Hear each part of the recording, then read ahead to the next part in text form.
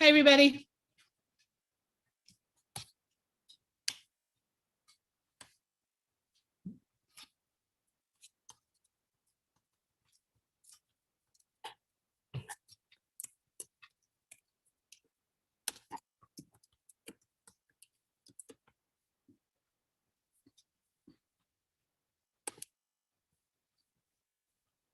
How are you, Jason? I'm good. How are you? I was trying to figure out the chat to say hi back, and Oh, no, that's fine. I'm just amazed that we just had snow out there. I'm doing Isn't it hysterical? yeah, because I'm doing pavers, concrete pavers, and so I just literally this morning had the sand brought in and the pavers because I put the gravel out, and I'm like, are you kidding me? So now it's turned. It was slushy snow here, but it's just turned back to more rain now. Get the dog with me here. I am waiting for the lead sponsor. Ellie, do we know if Councilor Campbell is on her way? Yes, you should be joining shortly. Thank Perfect. you. Oh, there she is. okay, and I don't see Tiara, so let me Thank just you, Councilor Sabi ping George. her. Great.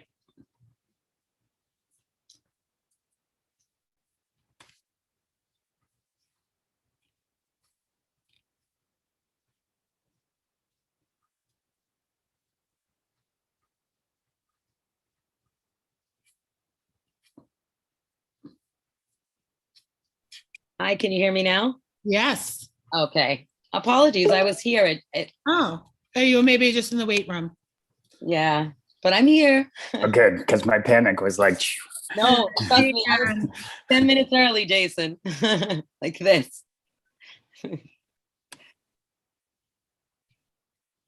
And I'm going to promote the panelists. A couple of, I'm not sure if that's Carrie behind the City Council Zoom. I noticed a few hands up. I'm promoting them to panelist. Thank you, Counselor. I was hiding behind the screen as well. Hello, everybody. Hello. Good afternoon. Good afternoon. And Sharon. Okay. All right, I've got one more in there. All right, so I think that we've promoted everyone that is in the way. Oh, Annie.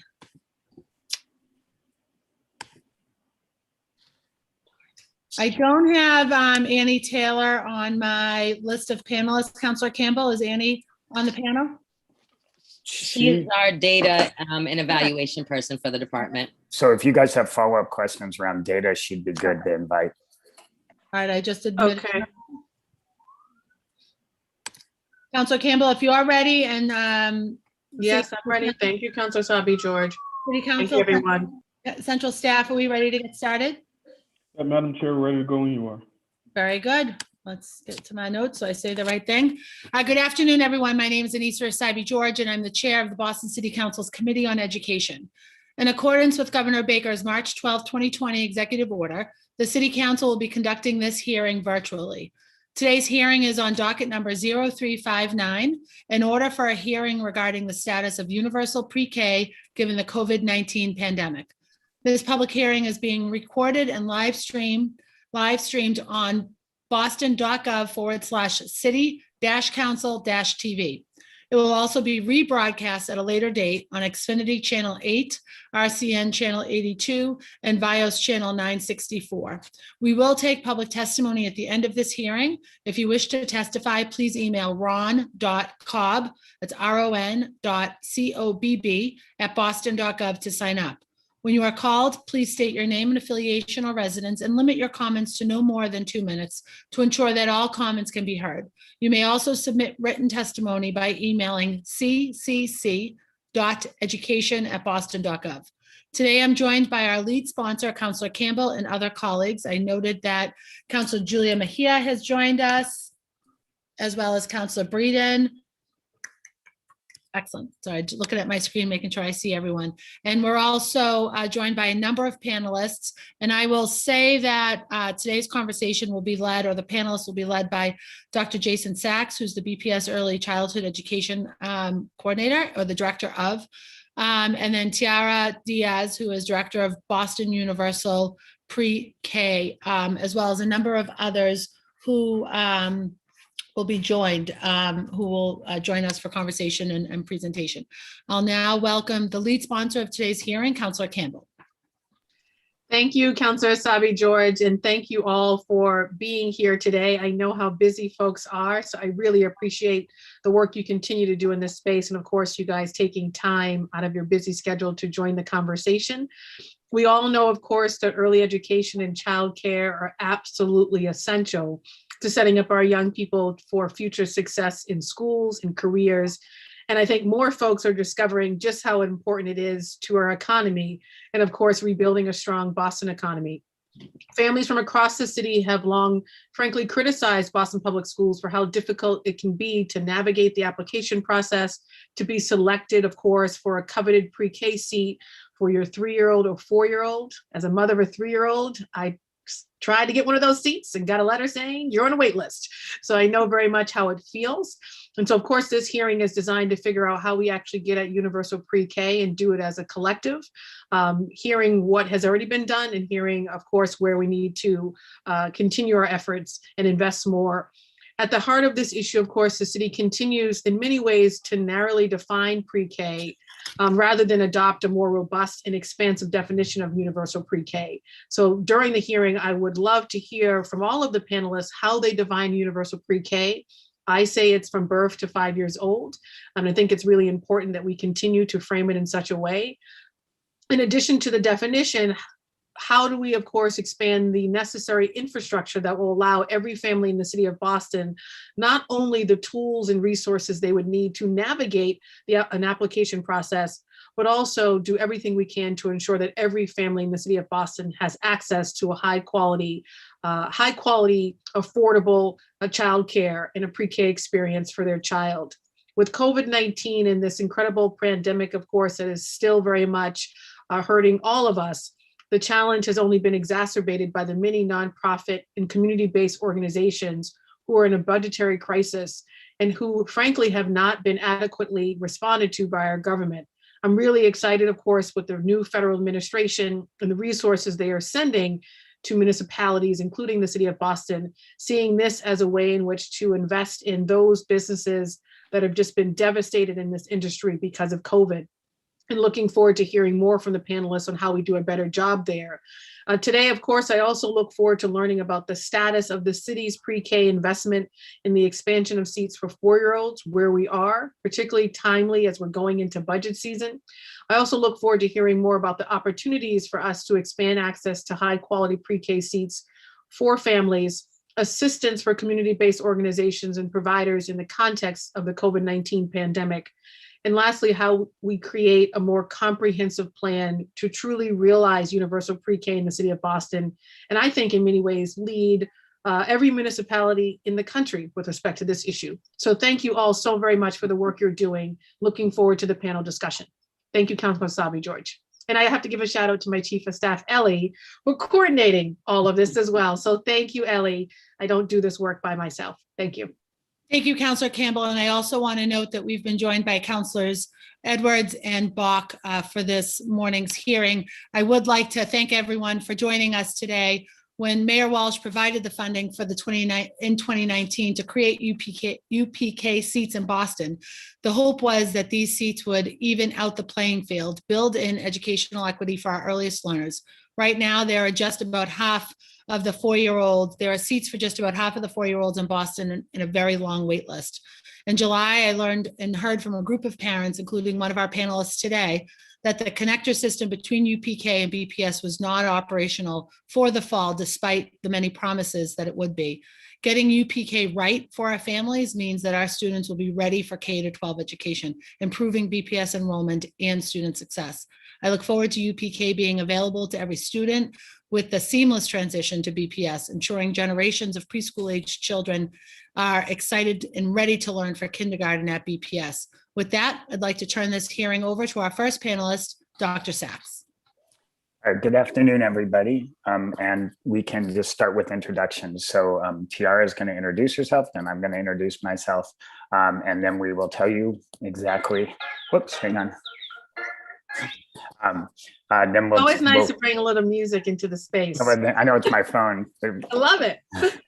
All right. So anyways, Tiara, why don't you introduce yourself and then I'll go. Awesome. And thank you again, counselors, for having us. I am so excited to be here. I probably shouldn't be that excited about a order, but I really am, just to really share our work about Universal Pre-K. My name is Tiara Dias. I am the Universal Pre-K Director. I started in this role in 2019. Prior to that, I managed the Preschool Expansion Grant from 2015 to 2019. And prior to that, I worked for 19 years at Bright Horizons. I worked in every position from birthday bear, handing out pizza, to teacher, to director, to regional education trainer, prior to moving into my Preschool Expansion Grant work. Thank you again for having us, and I'm going to pass it over to Jason. Okay, and I'm Jason Sachs. I have been in Massachusetts and Boston for the last 25 years. Actually, my first work in community-based programs was with Nurtury, which then was called Associated Daycare. So it's nice to see how it all comes back around. And then while I was there, I worked on a dissertation studying the impact of what is quality in early education, and then what does quality look like for students who are low income or don't have access to as much. And then basically took that work to the state, went and worked at the Department of Education. We administered grants across the state, one of which was Community Partnerships for Children, but it also gave out the full day kindergarten grant and did some home visiting. So it kind of gave me the birth to 5 perspective, and then also a linkage into the public schools. Then I was invited about 14 years ago to come work to help then Mayor Menino think about what universal preschool might look like in the Boston public schools. We started in the public schools, but we had always had the question of what about community-based programs? And now I've had the pleasure of working with Tiara now to do universal preschool. And as you can see, our vision, Councillor Campbell actually said it better than we did. This is the vision, right? We want a birth to five high quality instruction, loving and caring programs. And so we're here to co-construct it with all of our partners and you all. So we're excited. And I just want to praise Tiara as she's going to take us through these slides. Tiara has basically worried about every detail of this program and has a team of people who are working with her. And I think later on you'll hear from some of our partners and community-based providers. So Tiara is going to take it away. And then when we get to the research part, I'm going to chime back in, and then we're here to answer all your questions. Awesome. Thanks again, Jason. And just a highlight of the agenda today, the plan is to give you the overview of Boston UPK, including our governance model, highlight some big accomplishments in our year 1 and year 2. We are going to spend a few slides talking about the impact that COVID has had on our community-based programs and our families. And then we'll wrap up with our goals for year 3, which start on July 1. And I also would like to highlight a few key pieces in our strategic plan, I think related, Councillor Campbell, to your reference to birth to 3, as well as before and after care. So yeah, we'll highlight some pieces of our strategic plan. I think it's important to just ground us as we think about the Boston Universal Pre-K model to know that every decision is really guided by our invested stakeholders. Well, Jason, thank you so much for praising me. But I have to say that I am an extension of our community-based organizations, which includes our YMCAs, our nurseries, EBA, Hattie B. Cooper, Little Voices, Horizons for Homeless Children, and I'm sure I forgot at least 9. But they are really, as Jason indicated, have been our partners in building this system, along with places like the Boston Opportunity Agenda, Boston Family Engagement Network, Children's Hospital, Boston Medical Center. All of these invested stakeholders are part of our governance model. You can see here at the bottom of the screen that in addition to our CBOs and our partners, it also includes our Family Council, which I'll talk more about later, as well as our advisory committee. And that is a group of experts from philanthropy, business, higher education, the city of Boston, and Boston Public Schools. And again, I've also included all of the links to our governance model at the end of these slides. I have to also acknowledge our BPS partners that have helped us from the very start to develop the UPK model as well. And so that's special education, the Office of English Language Learners, Welcome Center, data and analysis, and there's so many of them to name.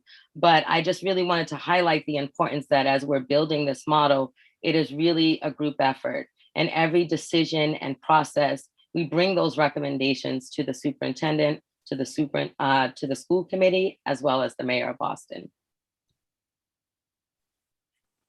So as you indicated, Mayor Walsh funded Boston Universal Pre-K in April of 2019 with $15 million. And again, it was formed not just by the historical work, but there's a 2016 advisory report to which the advisory committee prior provided recommendations on how to roll out Boston UPK. And so we went into Universal Pre-K fully funded. What we do is we blend our Universal Pre-K funds with Boston Public Schools general funds, as well as private and philanthropy funding. Our community-based organizations receive $11K per child. In addition, they blend their funds with the EEC subsidy program. And then we created access to additional funds through like our grants, as well as our equity fund. I do want to highlight that 77% of the UPK funding goes directly to supporting our families and children at no cost to them. And then 23% of our funding goes to building the infrastructure that will sustain UPK long-term. It is a mixed delivery system. And what that means is that we want to make sure that every 4-year-old and 3-year-olds, which we'll talk about next, has access to high quality. And I'm going to talk more about those quality indicators, but I also just want to mention that while we have started in BPS district and branched off into our community-based organizations, we've also moved into non-traditional schools and are thinking deeply about family childcare and the ways that they can participate in universal pre-K as well. And when we say high quality, we have a specific definition that was included in the recommendations from the advisory report. So that means things like national standards set by NACE, which is the National Association for the Education of Young Children. It includes standards set by the state, which is the Quality Rating and Improvements Scale. And so those quality indicators are not just practices or rather requirements of UPK, but supports and coaching that we also provide. When we say quality, we're talking about family engagement and comprehensive services. So that means health, vision, nutrition, hearing, and dental, not just in our programs, but outside of our programs. When we talk about quality, we're talking about evidence-based curriculum. Our focus on K-1 curriculum starts in K-1, goes to K-2, first and second. And we provide coaching, sometimes 3-4 times a week, sometimes twice a month in our community-based organizations as well. And lastly, when we talk about quality, we're talking about our teachers and our family engagement coordinators and our directors receiving a salary that's equivalent to the Boston Public Schools salaries, as well as the professional development opportunities that our BPS teachers receive. And in year one, we really focused on highlighting and clarifying what those quality indicators were. We built the infrastructure and we started to form our partnerships. I mentioned our advisory committee, and together with them in April of 2019, we were able to select 429 seats across 17 organizations in Boston. I've included at the end of the slide a map so you can see where all of those are laid out. But as you can see, we funded, that was across 36 classrooms. Once we had our community-based programs on board, we met monthly and worked together, as I indicated, to really solidify the written policies and guidance for universal pre-K. So we developed our professional development model. We partnered with UMass to move our focus on K-1 course to be credit bearing. We launched a really big implementation guide that includes all the written policies of universal pre-K.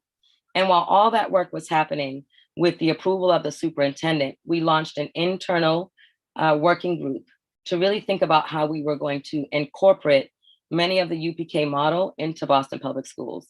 So that included thinking through the connector, streamlining communications, ensuring special education supports. All of those factors were thought through with our BPS departments. And I have to mention that in addition to the cross-department work, we formed, as I mentioned, some partnerships with places like Children's Hospital, Boston Family Engagement Network, and gosh, I'm drawing a blank, I apologize. But we did highlight all of our partners at the end of the slide. There's lots of them. So we are going to dive into the impacts of COVID on our community-based programs and our families. But I wanted to take a second here in this slide to just note some of the work that continued in year 2. And while a lot of this is related to COVID, I think it highlights our community's commitment and resilience to focus on quality and really build a sustainable model. So again, in the second year, we increased the number of seats. We went from 429 to 571, and we went up to 41 classrooms. In addition, we created a pathway for beginning programs. So these are non-traditional schools that still needed additional support to build capacity and meet the UPK quality indicators. We also supported some of those programs in year 2. We developed a shared enrollment system called Schoolmint. And what this system does is it allows a family to see our link on a MBTA or on our website and just simply put in their information. And from there, our family engagement coordinator, and as well as the community-based organization, they reach out to the family. They tell them more about the programs. They help them rank their UPK sites. And from there, the community-based organization is able to connect with the family and walk them through the full registration process. So that's one thing that we were able to implement last year that we believe really streamlines the registration process for our families. We were also able to launch the connector when we received approval from the school committee in September of 2020. And what the connector does is it creates 2 new priorities in the Boston Public Schools lottery system for our UPK children in specific schools. And I want to note what those priorities are. So the first priority is for low-income UPK students, and then the second priority is for non-low-income UPK students. So what that means is that our students have a higher likeliness of getting into their K-2 school of option. And we have provided tons of supports and will continue to provide tons of supports to make sure that families are aware of the connector, register early. We've launched parent cafes, but also because of this shared enrollment system, we're able to streamline the pre-registration process for UPK families. I am so proud about our special education work. Last year, we were able to add 2.5 FTEs for speech and occupational therapy in our UPK classrooms, which means that our classrooms now receive direct support from a team of 4 people in related services. And from there, this team not only provides direct supports, but a series of professional development. They have created a written referral process and together helped me form a working group. That working group includes the Boston Public Health Commission, Children's Hospital, Early Intervention, EEC, Boston Medical Center, and together we work to develop policies, written policies for special education. And we also identified 2 immediate gaps in our model because of this working group and because of the work of related services. One being behavioral health supports, which we will increase in the upcoming year, as well as supports for non-UPK students, which we're thinking through now. And lastly, I just want to highlight our family council. Families are really at the center of the work that we do. And when we created our family council, we really wanted to make sure that they were embedded in our UPK model as a voice in the decision-making process, whether it's curriculum, policy, or getting to our underrepresented families. We want to make sure that we use our family council to do that. We now have a chair, a vice chair, and a secretary. We have representatives from each one of our community-based organizations. And the great part about this council is that it starts at UPK and K1. It's going to grow to K2, first and second. So I'm super excited about our family council. I'm going to pass it over to Jason, who's going to talk a little bit about the impacts COVID had on our community-based programs. as well as our families. And I'll jump back in to talk about year 3. Okay, thank you, Tiara. So part of the implementation of UPK, we asked for a couple research grants to help do some implementation science. And so we were able to partner with folks. So even though we weren't able to go into classrooms as much, we were able to do some implementation science. And this is some of the findings from the research. So what we found in this program is that teacher turnover was about 18%. And just to give you context, it generally runs about 30 to 35%, though in some programs it's more. But because of UPK, we have been able, because we're paying higher salaries, we've been able to see a lower turnover rate. I don't know exactly the number, but it was probably around 10 to 15%. And you can see with COVID, it's about 18%.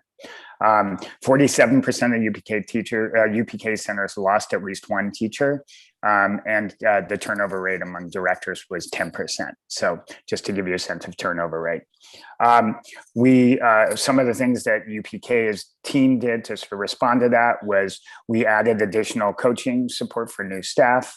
We did a lot of remote coffee hours and social emotional workshops to help teachers both just deal with their own family issues, the students' family issues, and then support each other as kids were in the classrooms, just over fears and PPE concerns. But it's been really a remarkable support network. And in fact, that network informed the public schools as we rolled out to serve some young children. All right, so we've also done some recruitment and retention support. One of the things Tiara is actually really big on from Bright Horizons is how do you help retain your staff? And then we also worked with Bunker Hill Community College. They did some intern support, and I think next year they're really talking about providing teacher placements as well. So we're pretty excited about that. All right, so on to the next slide. And what you can see is that on enrollment, and so just to set a little context, for community-based programs, their capacity was lowered. I believe it went from like 20 to allowing programs to serve 10 kids. So these are in percentages, but they're not necessarily the same number of students. 86% of the CBO seats were filled pre-pandemic.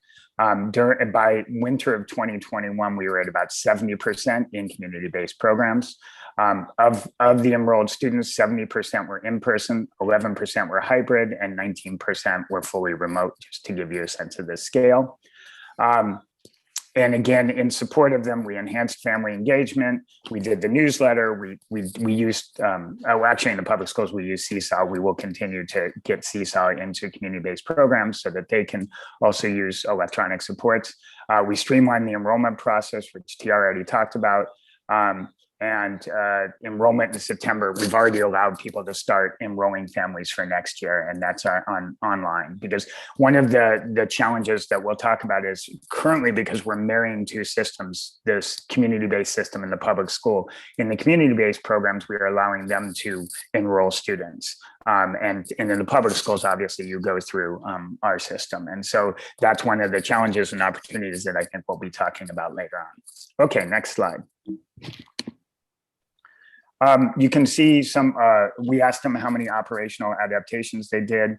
On average, there was 21 changes for programs, which is a lot. And on the right of this slide, you can see some of the things that programs worked on. So some had to remove centers. There was more time for individual play. They had to use visible markers for personal space. So you can just sort of see the changes that were going on in programs.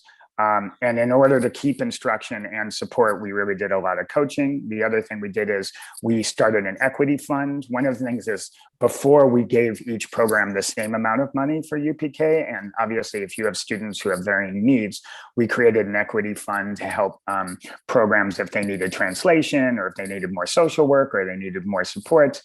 This equity fund, they could apply to us to kind of tilt the equity.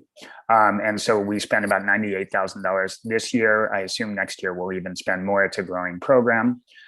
We also created in the Boston Public Schools and for the UPK remote curriculum guides. Basically, my team shifted from doing in-person coaching to writing curriculum guides, and again, supporting the implementation of those guides. So children were getting strong, engaging, developmentally appropriate, social emotionally supported curriculum.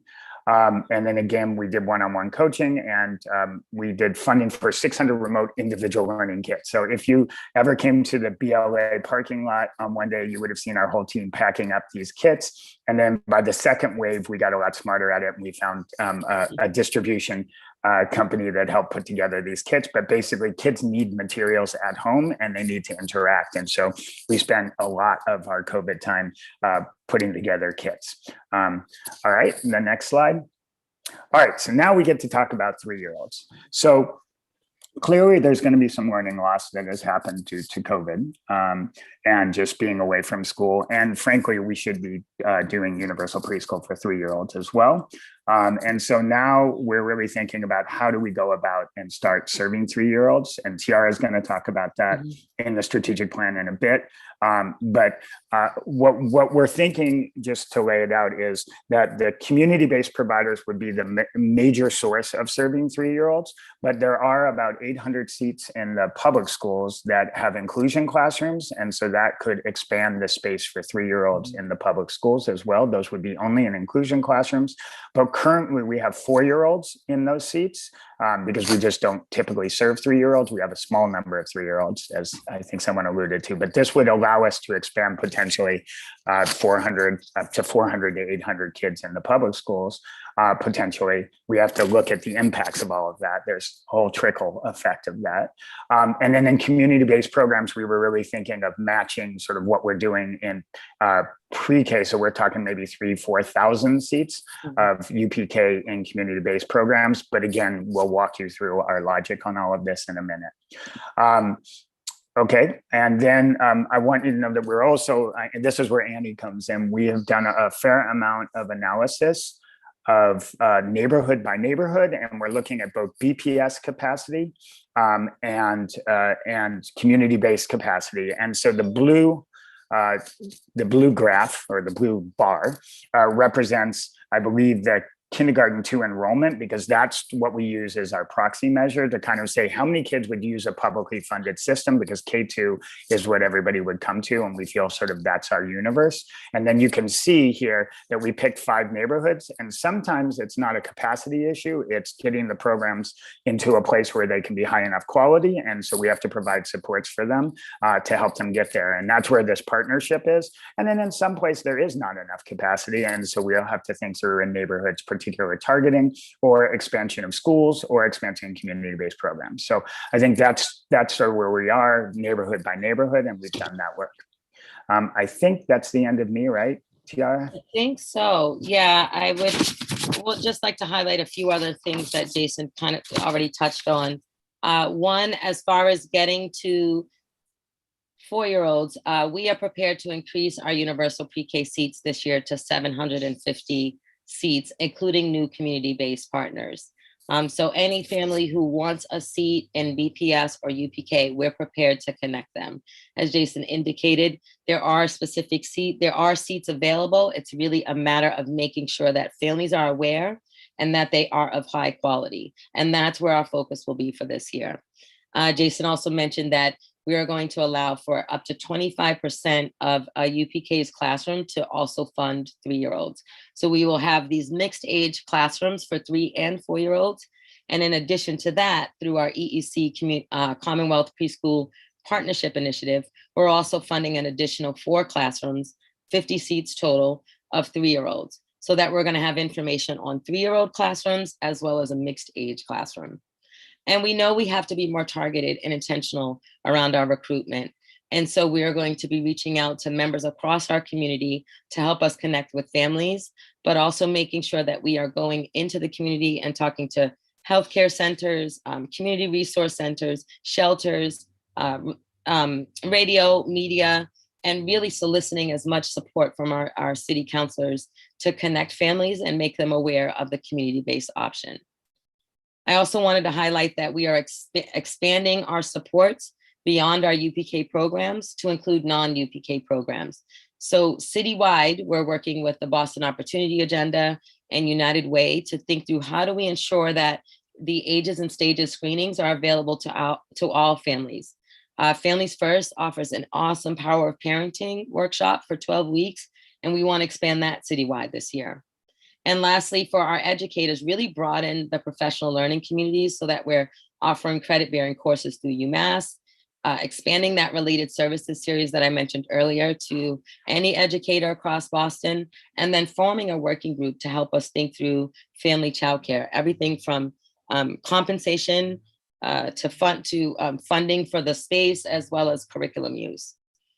Our special education work will continue. So we're adding on some behavioral health supports this year. We're drafting up a written policy for non-UPK children. And we're going to continue that working group to help us develop the written policies and address any sort of gaps that we can identify in this year. And I've already talked a lot about this professional development.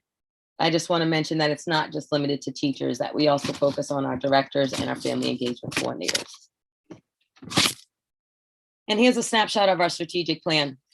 We talked a lot about some of these, but just to highlight that we recognize that the universal pre-K model really should include 0 to 8. This year, we're adding on a partnership with Boston Basics. We are on the subcommittee for 0 to 3 with United Way, and we're going to continue to work to build out this model, starting with the 3-year-olds. We haven't talked a lot about out of school time, but part of the quality alignment between Boston Public Schools and community-based organization is also looking at out of school time. And we are certainly thinking about, as Jason indicated, the learning loss and how to already started ordering those remote kits and those in-person kits and planning the curriculum for this upcoming summer. As I mentioned, we have included tons of resources, and everything that we've talked about here is hyperlinked. And then lastly, I just wanted to highlight the many partners that have helped us build this Boston UPK model.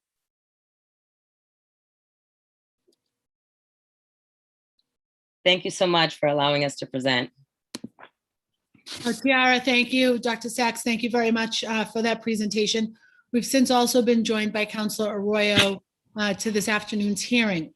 Madam Sponsor, I'm not sure who is next on your, who will be presenting on your panels. It's just in order as it was presented to me. So I'm not sure if Amy, Dina, Laura, Kate, Sharon. Fine, Councilor Sabi George, the order that was presented, and I'll let everyone go, and then we can all ask questions so folks have a chance to speak before we get 2 hours in.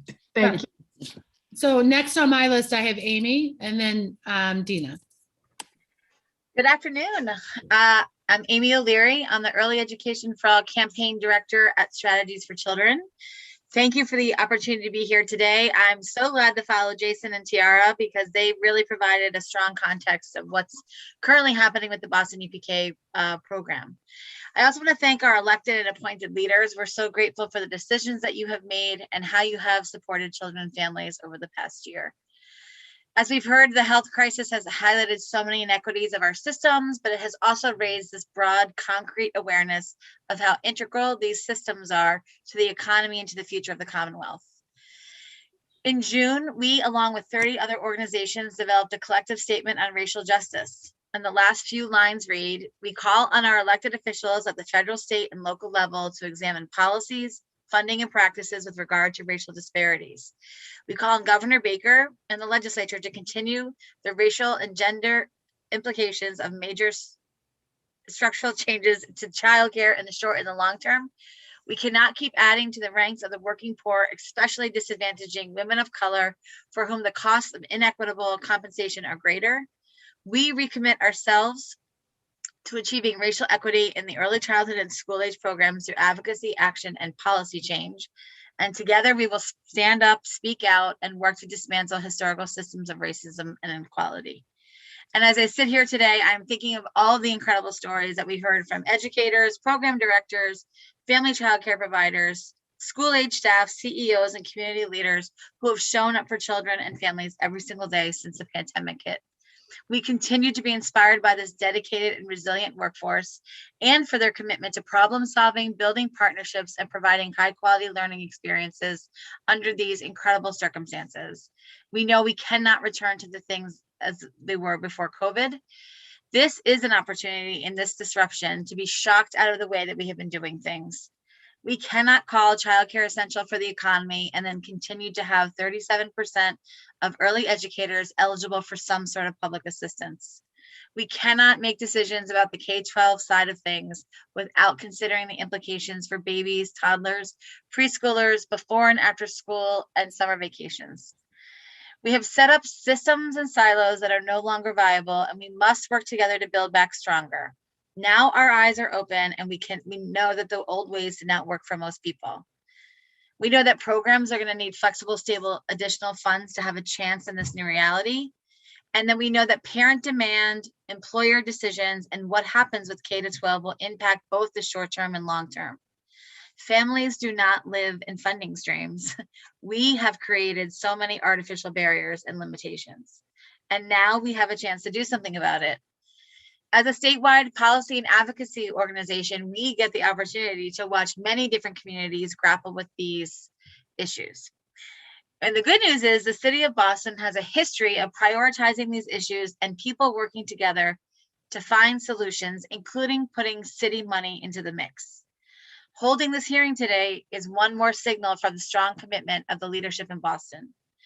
And as we plan for the future, we should be asking questions like, how do we make sure that every child is safe, has access to programs to support their physical and mental health, and are being supported with transitions now in the summer and the fall? How are we adjusting and adapting as families return to work? What should programs look like? What do children need? And what do parents want? And how are we supporting the workforce through compensation, mental health supports, access to benefits and healthcare?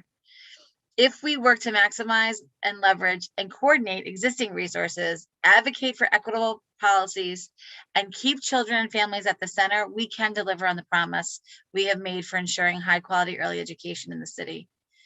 Hearing the real day-to-day challenges has helped inform our advocacy and must drive our policy decisions and help us match up the resources with needs.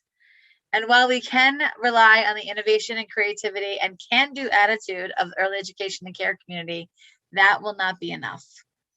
As we look to the future, we have some thoughts and ideas about what we can do. As Councilor Campbell said, language matters. So having a clear citywide definition is critical as we think about moving forward.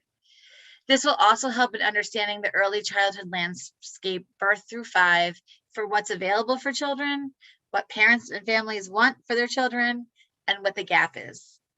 And it's been my understanding that the Boston's challenge is not necessarily the number of pre-K seats, it's how we account for, and support and fund these seats.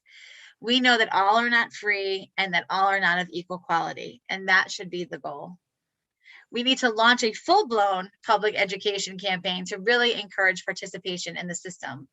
Sometimes we can give word problem answers to simple questions, so we need a clear and concise way of talking about our vision. We also want to think about using a combination of the COVID recovery dollars, city budget, and state resources to guarantee high quality programs for first 3 and 4-year-olds, making sure that they do meet the standards that we have set out. And I just also want to acknowledge the work that has happened through the early childhood department, the partnership, the hours and hours and hours of negotiation, and making sure we don't have unintended consequences as we think about the policy that is developed has been critical. Also, making grant funding available to early education providers that aren't in the system for them to think about how they are going to meet and maintain the standards that we're putting forward.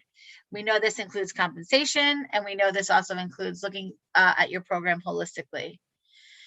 Also thinking about what funds could be available to help restore the capacity. We know in Boston, it's been many family childcare providers have closed, but really understanding the landscape of what it looks like to restore what we've lost, and then really beginning the foundation for thinking about children birth through 3. We also know that there's a legislative proposal at the State House, the Common Start legislation, which is calling for universal childcare from birth through 5. So that should be part of the consideration as decisions are made in Boston.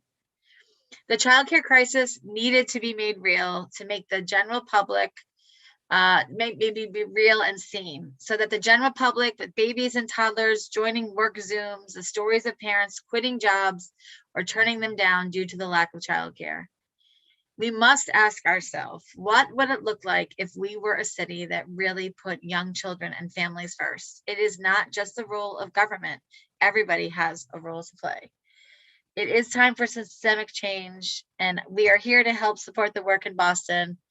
I really appreciate the opportunity of being with you here today. Look forward to the discussion and continuing our work together. Thank you very much, Amy. Dina, I think, is next on my list. Welcome, Dina. Hey, I'm Dinah. Dinah, sorry about that. It's okay. My name is Dinah Shepard. Thanks for having me. This is exciting and I'm very nervous to be with all these important people, so bear with me. No one's more important than you at this moment. Oh, God bless you. I am a co-founder and co-director of a small community organization called First Teacher. So we are a community of parents and caregivers working together to prepare our kids to be school and world ready. We're 8 years old. In real life, we sit on the first floor of the Atkins building between Merengues and the Haynes. Right now, we are all virtual. Originally, our mission, we believed, was school readiness, and community building with families was secondary. It became very clear that it's the opposite. So our true mission is building community with families of young children in service of ensuring that families and children are ready for school. For my comments, I went the angle that Ellie gave me about what families feel is missing from this conversation. And actually, Tiara and Amy already spoke to so much of this, which is actually really amazing. But I am part of a family group through First Teacher called a Parent Virtual Commiseration Party. We have 3 of them a week, 2 in English, 1 in Spanish. And so as soon as I got this invite, I texted 9 of the parents that are part of my Parent Virtual Commiseration Party to ask them what they would like me to bring today in response to the question, what's missing from the conversation? Especially as a white woman with children that are no longer 0 to 5, I'm not comfortable speaking on behalf of families, so I brought their words with me. These are from Black and brown parents, moms, dads, grandmothers. Mainly their children are 2 to 6 years old. Most of their children are in BPS, some are in childcare, etc. So when I asked them what they wanted me to say is missing from the conversation, this is the list, and I'll read it fairly slowly, but it won't take the 5 minutes, so don't worry. Families said they want a way for informal childcare family members to be compensated and get access to trainings. They want to have an online family hub where there's more comprehensive lists about sports programs, childcare, public playing fields and parks that are safe for them. A big one is that families said so much of this work could be taken care of if there were more safe, accessible community spaces where families with young children could actually meet and build social capital and share information and build networks. Families want an actual, transparent, back to care, back to school transition plan focused on social emotional care. And Tiara, I really heard you speak to that, so thank you. Families want affordable daycare hours that make sense for working families. Families want more outdoor, free, consistent activities for children 0 to 3, not just starting at 6. Along with that, many families talked about how we need more summer programs for children that are in K0 and K1 because they lose childcare spots when they take these preschool seats. Families want more community-centered and community-located support to help manage our children's social and emotional struggles in school. Families want more free passes to museums through our libraries and think passes should be available for every BPS student. I'm more than halfway through the list. Families want more childcare summer and tutoring accessibility for families that fall into the not too broke to qualify, but too broke to pay category. More programming where spots are saved for families that are financially in need, but where all of our kids in economic brackets can build friendships together. Families want more bilingual childcare programs. Families want more partnerships with Smart from the Start, First Teacher, and ABCD who have real relationships with families, maybe a better bridge from these organizations to schools. And then 2 direct quotes. If there's another surge in the fall, is there a clear plan that we can see beforehand about how we can make this better, especially for our youngest children and our children on the autism spectrum? My son cannot learn on a screen, and I have given up trying to make him. And finally, will there be a way for parents to share feedback about what we saw this year? I know teachers have been heroes this year, but I have also witnessed people speak to my children in ways that are not appropriate and not acceptable. It was a mixed blessing that I was able to see into their school world, but what I was seeing did not always sit right with me. Thank you.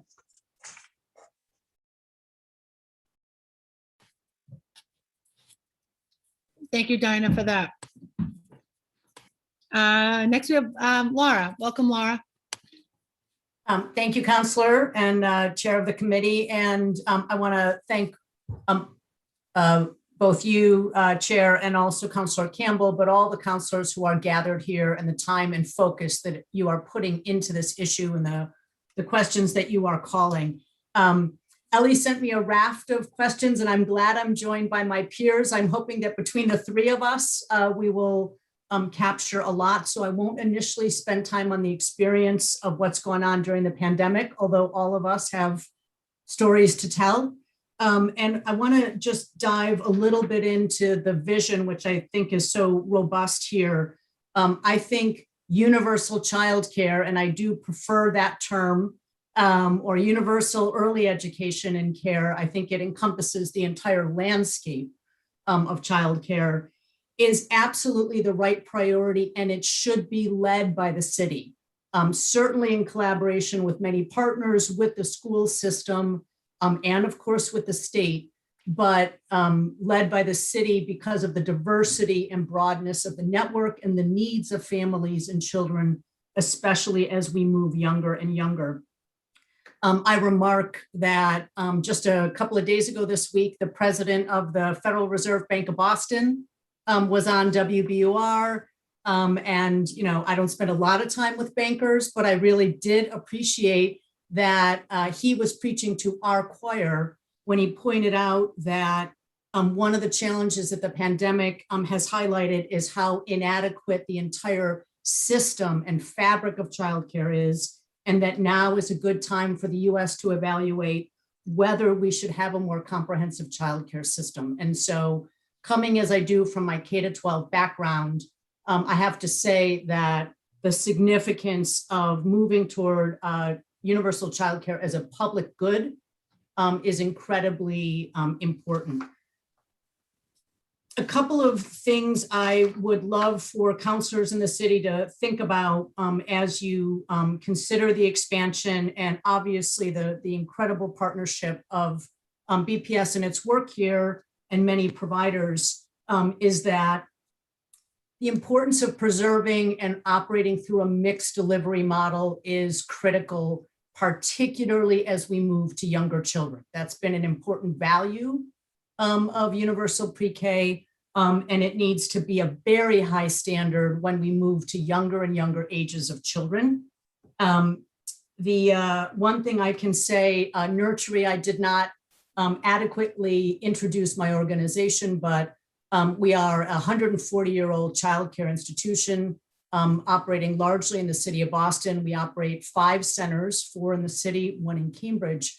We also support an incredibly vibrant family childcare system and network of family childcare educators. And in fact, of the nearly 950 children we are serving. So the one data point I will give you is that Nurtury was serving over 1,000 children before the pandemic. We operated emergency care during the peak of the early months, and then we began reopening in July. And we now have 950 children back in care. That's 88% of our pre-COVID service levels. But what's really remarkable is that our centers have repopulated at about just under 70% of their pre-COVID enrollment, our family childcare is repopulated at 102% of its pre-COVID levels. And I want to mention that diversity because what families are choosing and what works for them needs to be an incredibly important pillar of any system that is built. And so those are really important numbers. The other principle is no wrong door. That there, and these are terms that have been worked around the UPK table, but I'm bringing them back because they are so important. So no wrong door means that people should be able to enter through multiple settings, not just CBO and school, but part-time and full-time, family childcare settings and center-based settings. And so all of those need to be encompassed. My father always used to remind me that when all you have is a hammer, everything looks like a nail. And I think it is incredibly important that we realize that we have a lot of tools in our early education landscape, and we have to meet families where they are and respect their needs. It goes to things as practical as how the enrollment system works, which I think warrants a lot more feedback and a lot more looking at, but I'll stay at the high level around the ambition. I think my third point is that particularly around the no wrong door, as BPS considers, and really the city considers, how does it meet the full spectrum with BPS as one of the players and many other parts of the landscape as equally important players, is that we have to base this in data. And there really has to be updated real-time data, particularly around families of younger children. What settings are they in? What settings do they want? And what is the placement that works for them? And so I would push us to refresh any data that is being used to inform planning, and if possible, get real-time family demand data. And the last, because this is such a pillar of some of the best work that UPK has done, is around quality. And I think this is also a time when we need to think expansively about the number and variety of ways that we can seek to build quality in a mixed delivery, community-based and school-based model. UPK is absolutely one very strong approach. Head Start's rich family support model is also a strong approach. The United Way shared services model, when you look at family childcare, is also very strong, as is the work of family childcare systems and early childhood support organizations. So I just want to make sure that we are looking at this in a really constructive and broad-based way. I always hope that as the city considers this work, that the voices of educators, families, and program providers, all those closest to the work and implementation, have their voices brought to the table in whatever way that happens. And the last thing I want to say just more broadly is that as the city considers continuing to expand its efforts, I do think it's vital that there be a strong voice and coordinating focal point inside of city government, in addition to the role that BPS plays, but inside of City Hall, the mayor's office, the leadership of the city council, because it is such a diverse system, it needs its own attention and assistance in coordinating, particularly vis-a-vis the state funding and how city work interfaces with the state funding level. So I am going to stop there because there's so much complexity here. Thank you for giving me the opportunity to be part of the conversation. Thank you very much, Laura. And I don't see Kate on the call, so we're going to go to Sharon Scott Chandler.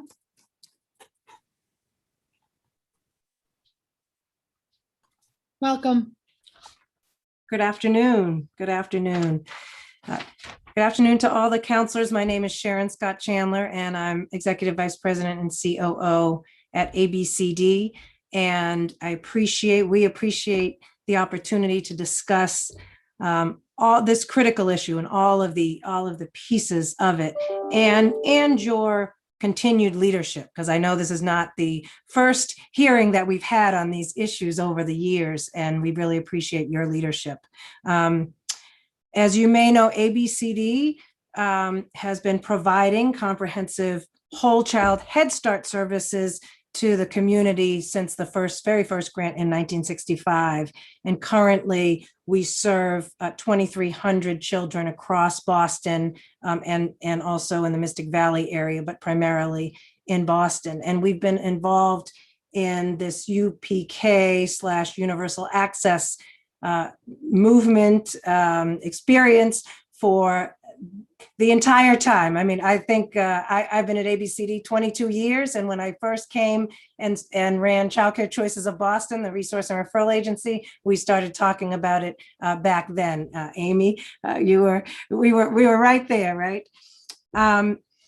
With Head Start, we also partner with several of the folks who are on the hearing today, Laura, Kate, and other childcare providers, to provide comprehensive Head Start services in childcare programs. There's been a national movement at the federal level to partner with childcare programs, have Head Start grantees partner with Head Start programs to provide grants and other resources, technical assistance around comprehensive services, family engagement, and the like.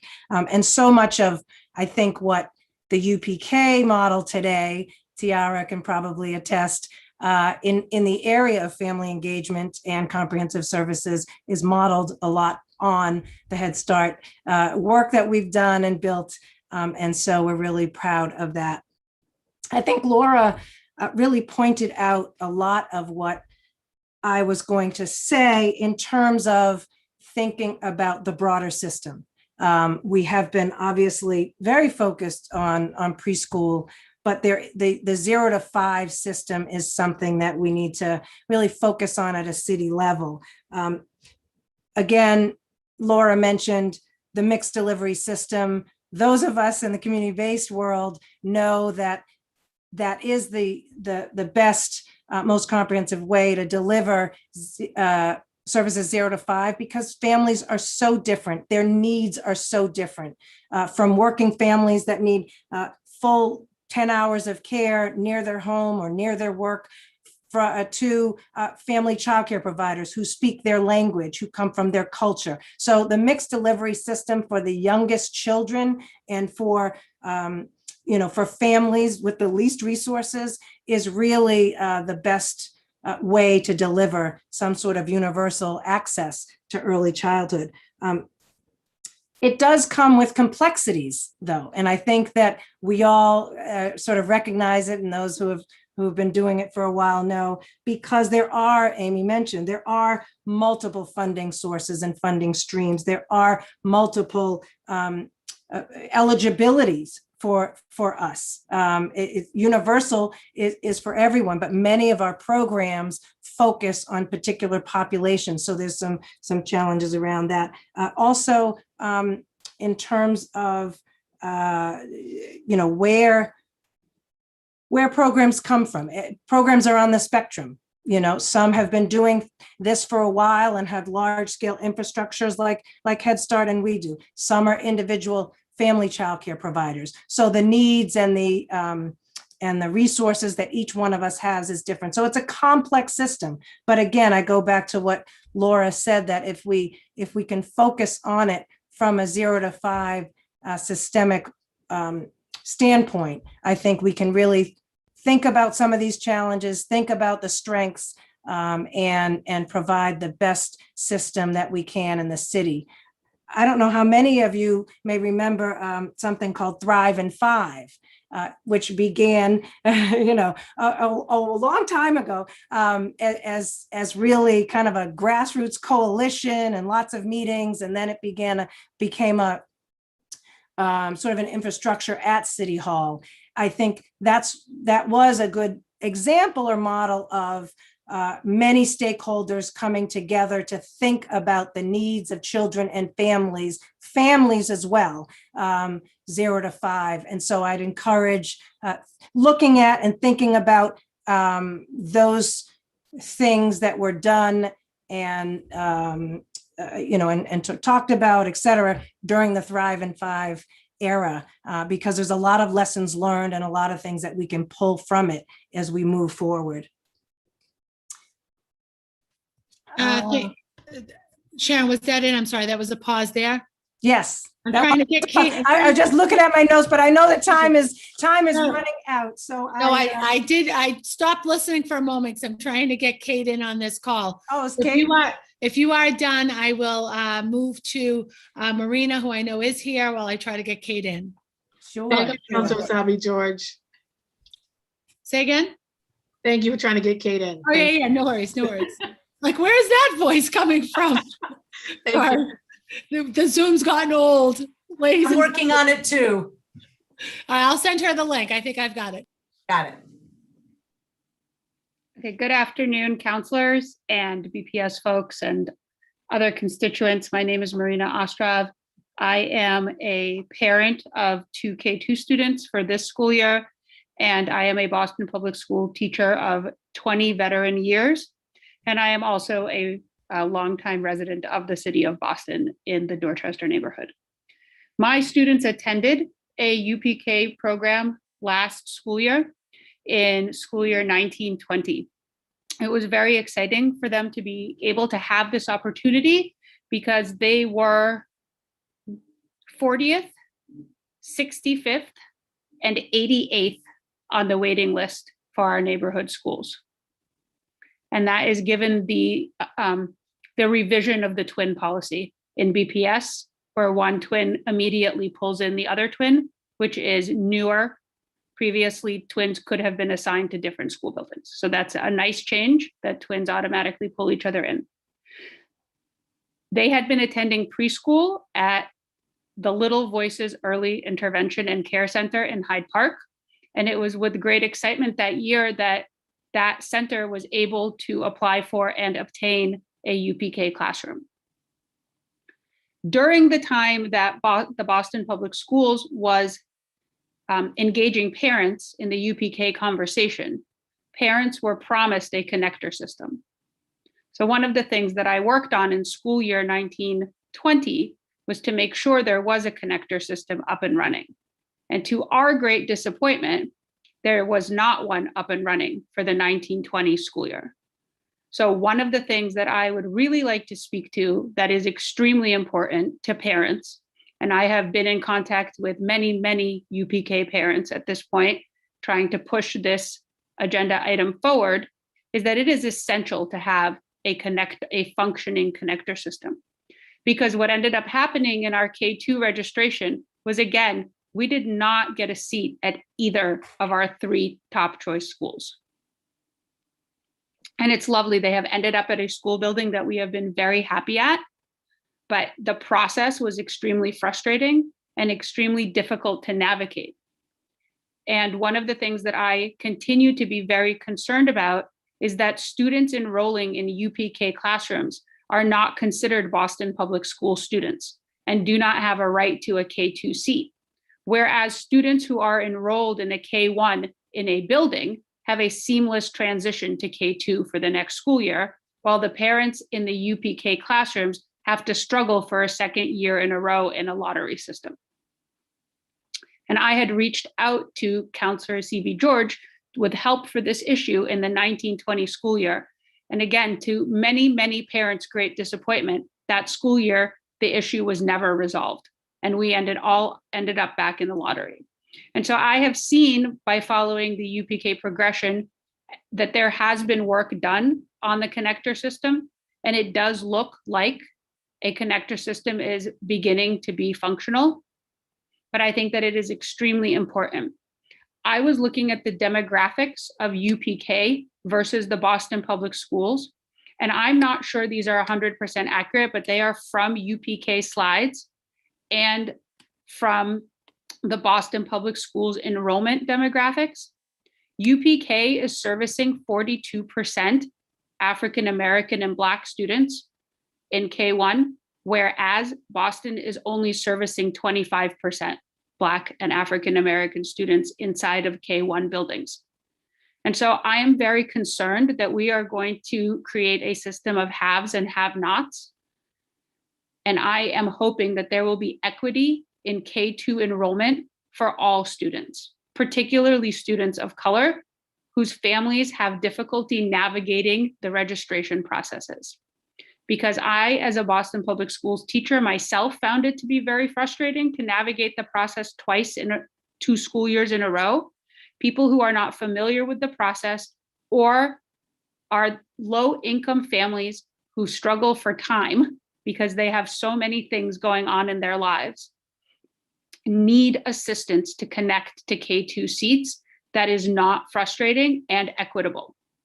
And another piece in that same observation that I made when looking at demographics, there are only 9% white students enrolled in UPK compared to 25% in K-1 seats at the Boston Public Schools. So that difference in demographics, 42% Black and African American to 9% white, or 25% white in the Boston Public School to 25% African American or Black. And it is worried that this is the main reason that I wanted to testify at this hearing, is to make sure that we are going to have equitable distribution of seats. And it is, now this is, I am stating an opinion, it would be more beneficial if it was K-1 across the board, regardless where the service was being delivered. And so if every student was considered a K-1 BPS student with equal access to all things that are given to each setting, including K-2 enrollment. And thank you. Thank you very much, Marina. And we have been joined by Kate Brand. Kate, welcome.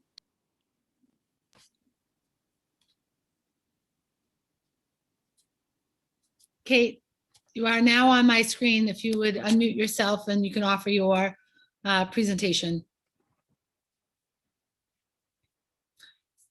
So perhaps we're having some additional difficulty. I also want to note that we have been joined by Councillor Flynn during the presentations. So I think at this point, we'll see if we can get Kate back, and we'll certainly give her an opportunity to share her thoughts.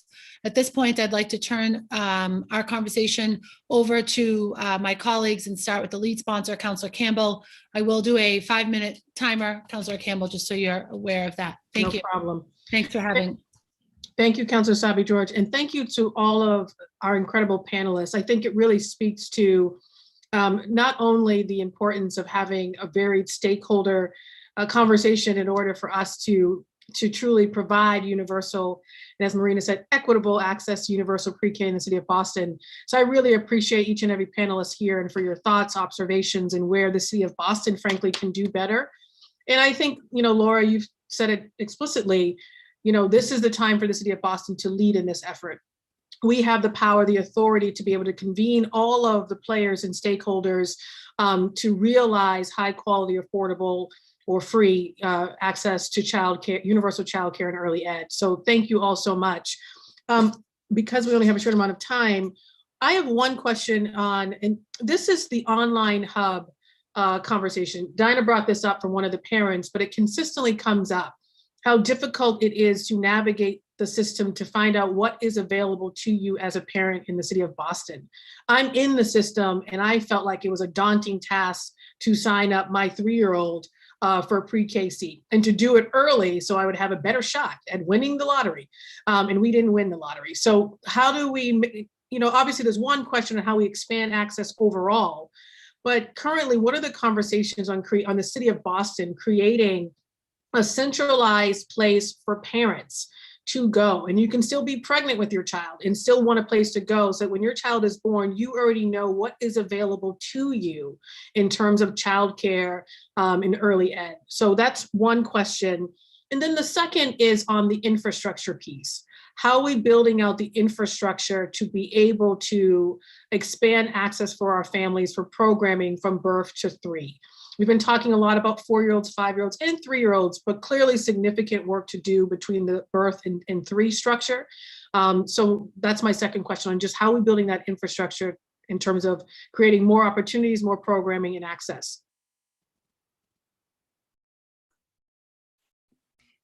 Can I just, I'm going to make, answer one part of your question, which is that at ABCD, the Child Care Resource and Referral Program is, and it's funded through the state, and it's been through its challenges dating back to the recession, but it is a place where parents can call to find out what is available 0 through school age.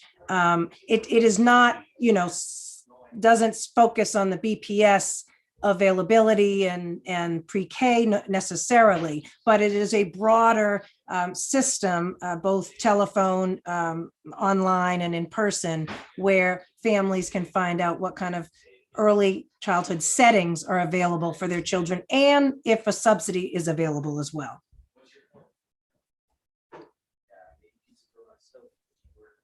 I would only add, Counselor, that I know we all yearn for a sort of universal one-stop shopping. You go to one place and all of your opportunities are laid out in front of you. And I think that is, a goal to continue to shoot for. But to Sharon's point and to some of the experiences in community and in programs, I think we have to have multiple points of entry. And I know that sounds contradictory to your navigation question, Councillor Campbell. But for example, with UPK's new School Mint system that is meant to be more accessible and create sort of a one portal entry, we still find that there are families that we have relationship with that we already know they are in our centers, and we have to be able to preserve that avenue of direct contact, and in some cases do the work for them to get them into the system. And I want to say that as we get more expansive and more aggressive, as we move into the family childcare network, Nurtury's family childcare system is almost entirely Latina-led, dual language, and with families and providers of different language abilities. We have to have multiple points of entry. So I will stop there. And I agree with you, Laura, on the multiple points of entry. I just sort of think about one system that includes what Sharon was talking about, along with BPS, all in one place, even if it's the same system, but different points of entry, as being sort of the gold star. Because right now I'm finding folks don't really know where to go because there are so many systems in different systems. So what does it mean for us as all stakeholders to develop one comprehensive system with various entry points? But I'm taking a lot of notes on this. And I don't know if there's time for the infrastructure question. Can always. If we can get to answering the infrastructure question, and then we'll move to Councilor Breeden.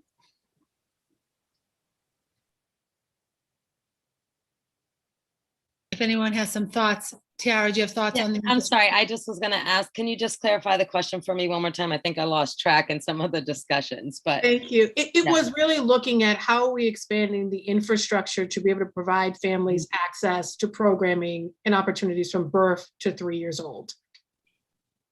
Right.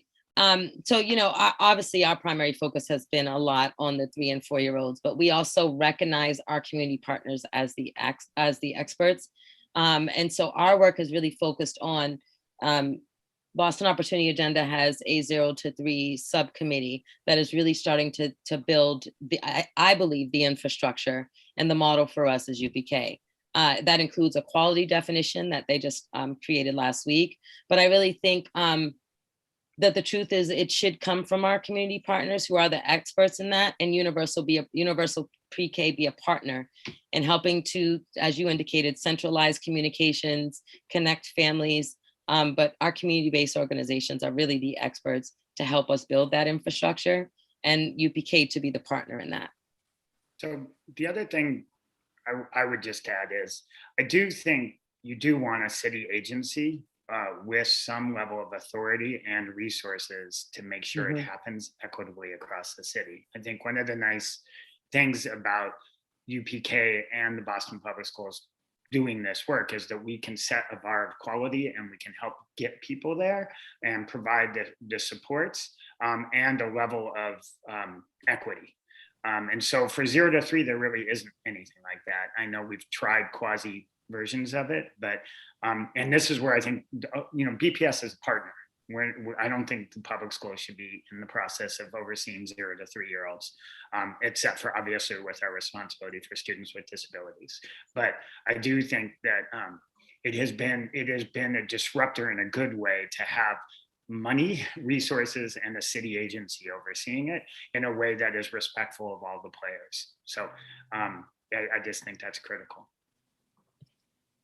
And I'll just take one other angle. I don't disagree with Jason at all, but I think that city function can live in a number of places that I think should be a conversation among the counselors and the mayors, both present and future.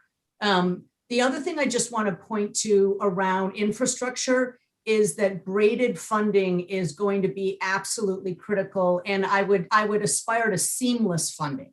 And I think with some of the federal money coming through, while it is one time, Amy O'Leary made a really good case for thinking expansively about that as a bridge, because children don't live in funding streams, but programs are forced to jump through multiple hoops of eligibility requirements, braiding. The decision that the state made not to allow consistent wraparound funding when UPK was first launched needs to be reviewed before we take on even more children and try and go even further down. And I wonder if there isn't an opportunity to engage in that conversation now with very strong advocacy from the city council and the mayor's office.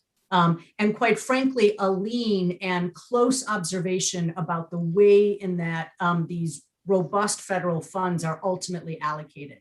And so I would draw this to every city councilor's attention because that I think is where we can have the conversation around funding for infrastructure without the extraordinary barriers that programs have in trying to wedge children and their needs, particularly younger children and families who need 10-hour care. And I think this is the last thing I would really want to say is that we have to think long and hard about a model that pulls families away from the 10-hour care they might need in order to position them well for their school choice or because they don't meet certain funding models. So it's a complex area, but I think it has to be a deep part of the planning here.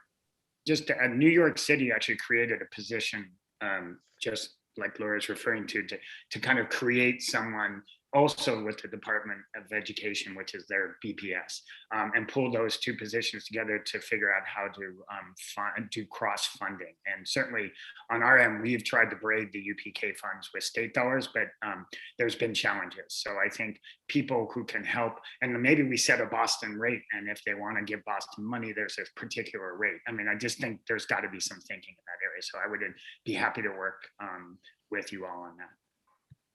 Great. Thank you, Dr. Sachs and Laura, for that added information. Councilor Breeden.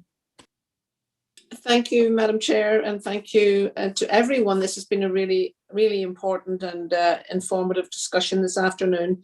I would like to amplify the importance of the mixed delivery system. You know, so many of our family childcare providers, early education folks have provided essential childcare and their support for our essential workers through this pandemic.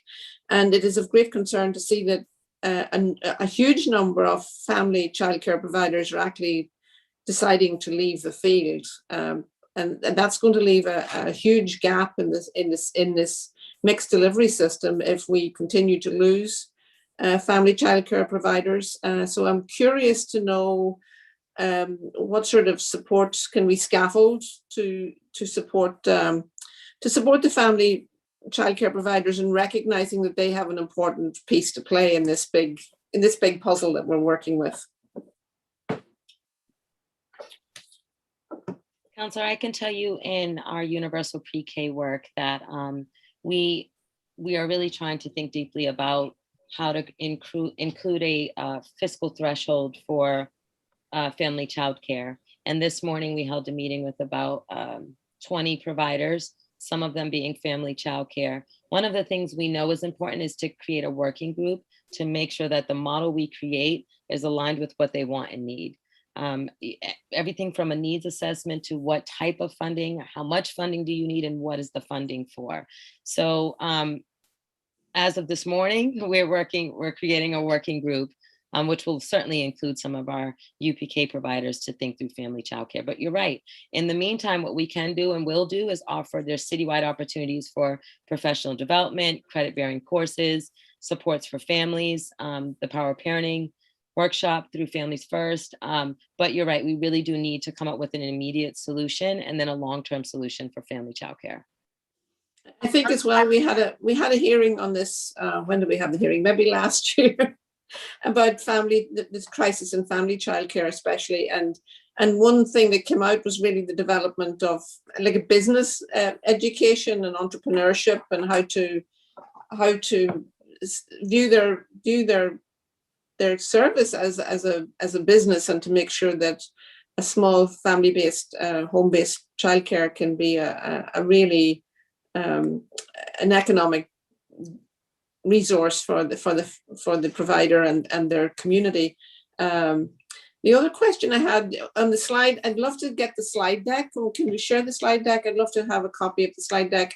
And there was the one about the distribution of places, the graph, and I know you focused on 5 neighborhoods. Do you have those figures for the whole city by neighborhood? We have it for every neighborhood. So I really appreciate getting the numbers for Alston, Bryden, District 9, if that's possible. Counselor, if I could just say one word on family childcare. Nurtury operates a very large system. And one of the things we found is that we actually increased our number of family childcare providers from pre-pandemic to now. We have the largest number that we've ever had. And one of the things is we began offering additional technical assistance, additional income generating opportunities. We offered them training to begin doing remote learning. So I would say back to the infrastructure question that Councillor Campbell raised, that's going to be critical, whether it's a system, whether it's the terrific work that has been happening out of the Mayor's Office of Women's Advancement with a small group that should be scaled, but bringing in child support organizations and family childcare systems, keeping in mind that a tiny provider with 6 children, if they wanted to get into the UPK system, they would be the caregiver, the proposal writer, the budgeter, the coach. Yeah. And so that is, so we need to think about scale in order to leverage the rich diversity, the cultural relevance and resonance, the COVID-friendly small environments, all the things that are making family childcare could make it incredibly vital, but it needs a different kind of platform. And I know Tiara is thinking about this, but it is a huge nut to crack. And those of us who are already in that work, I think would be important voices in that planning. Thank you. Thank you so much. And I think that technical assistance is vitally important, because many of these childcare are solo operators, and they've managed to keep going all the way through this COVID crisis. It's really quite phenomenal. Thank you, Madam Chair. Just perfect. There goes the clock. Thank you, Councillor Braden. Next, we have Councillor Mejia, and then we'll have Bach, Edwards, and Flynn, just for order. Councillor Mejia, the floor is yours. Thank you. So I just want to just give a quick little shout out to Dinah. I'm really happy to hear the parent voice in this space. And I think that a lot of the things that Dinah brought into this space are things that I struggled with as a parent.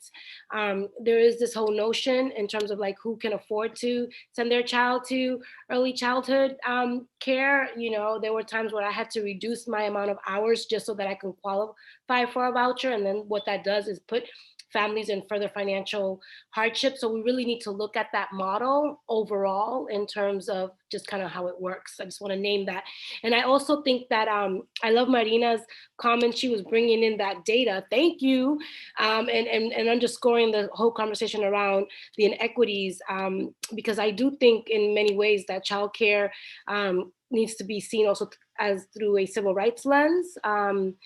Because if we're really talking about children up for success. We know that if young people, if we can get them earlier, that they'll have a better outcome. So it's just a no-brainer. And the fact that we're even having this conversation, to me, is just like, I'm excited about it, but I'm also sad that we even have to fight for it. So just want to like put that out there. It shouldn't be a luxury or an option. It should actually just be a mandate. That every child will have a quality seat as early as the world deems so. So I think I just want to name that. But I wanted to just quickly follow up with Tiara's point from earlier. It's really great to see in the second year that there are dual language services. And can you just talk a little bit about what outreach to parents looks like, specifically parents who speak languages other than English? Are there parent cafes available in other languages? Yes. Thank you so much for your question. And I'm going to try and remember everything. Yes, there are parent cafes offered in different languages. We actually work with the provider to do that. So for example, at BCNC, we use the family engagement coordinator to work with the Countdown to Kindergarten so that we could offer the parent cafe in Chinese. And we did the same thing at Viet. But we also made sure that we sent individual letters to each family in their language. We made sure that we sent phone call reminders, what were they called? Phone blast out to all of our families in their native language as well. And then not only that, but we're translating our curriculum in Vietnamese and Chinese this year, and our community-based programs are doing that for us. And it's going to be citywide, so it's open source and families will be able to benefit from it. And then Families First is translating their Power of Parenting workshop. United Way is working with us to think through the ASQ screening tools. And there's one other thing I'm forgetting, but yes, we're constantly thinking through dual language and working really closely with the Office of English Language Learners. And lastly, we did also have a Viet Aid, right? We had a K2 pilot to really look at ways, right? Jason, you want to talk a little about that? Basically, we had a K1, which was the community-based UPK program. And then that community center housed the K2, which is now moved on to the Mather. So there was a partnership. So, and I think we're going to do more trans-adaption. I think we're working with the Office of English Language Learners to think about, because now the curriculum goes from pre-K all the way to second grade. And there are structures and curriculum structures all the way throughout. And so that children will have sort of a seamless educational experience and routines that they start in pre-K and will have all the way through second grade. So, and languages, obviously dual language programs are a big piece of that. Yeah. Thank you for that. And then another question here is, I'm just curious, for the 11% of pre-K students who are learning remotely, I'm just curious about what their access to internet has been like. And also curious if you could just talk to me a little bit about the social and emotional learning for students and kind of what has been put in place to support our most vulnerable learners after COVID. Sure. So at the beginning of this last year, with Children's Hospital funding, we shifted our grant to ensure that every UPK child had a tablet. Every teacher had a laptop, every director had a laptop. And so we went into universal pre-K understanding that our children would need access. And then of course you run into broadband challenges, right? And so programs were able to apply through the Equity Fund to address any broadband access challenges they had. And in addition to that, you asked about social emotional, and we really used Boston Medical Center and Strive to offer a series of workshops, trauma-informed coffee hours for families, and then the same for educators. So it didn't come directly from Universal Pre-K. We really branched off and used our partners at Strive to offer the social emotional supports. And we're going to continue that, right? It needs to go into this year and ensuring that we're offering that for educators and families. That's great, thank you. And then one comment that I wanted to make about Amy's testimony is that I think it's such a great point to highlight that we need policy and procedure changes. So it's not just, I think we need to look at the whole entire gamut in terms of how we're gonna redesign and reimagine pre-K. I think that there's a lot of work that needs to be done there. And I would love, to Dinah's point, in terms of family voices, I'm really happy to hear that there has been more engagement in that that process. But I think as we continue to have this dialogue, centering it on the families and kind of what it's like for them to navigate is crucial. And you could do that through surveys. And I would also venture to say that not all parents are connected. Not all parents are checking their emails, and not all parents have smartphones. So I think in terms of the outreach, we need to think beyond just kind of like the general ways that we do business, like, and that would include engaging barbershops, hair salons, like really thinking outside of the box, because there are a lot of children who are not signed up for pre-K that could be, but because families don't know the importance of it, that's just kind of like another place for you all to be able to engage families and also solicit feedback in terms of why aren't they, pursuing it, and what are some of the cultural barriers that they're facing as it relates to that. But we don't even have enough seats, so why even think about how we're going to get these seats, right? So we have to first build the bench before people can sit in it. And then I just love the idea of providing training and stipends for family members to take on the role of care providers and promoting more community spaces. I think that is crucial, and I just want to underscore that as a workforce development strategy in terms of really creating opportunities for parents to step into these roles.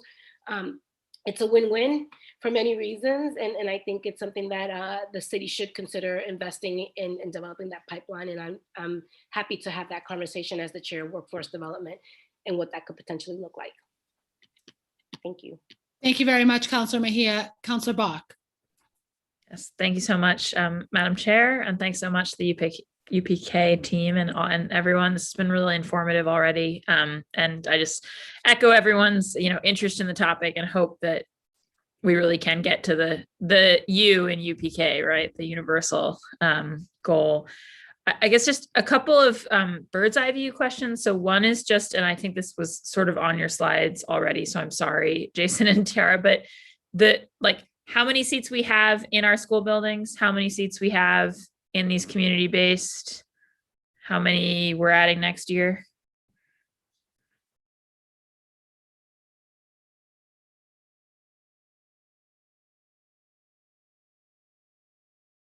Amazing.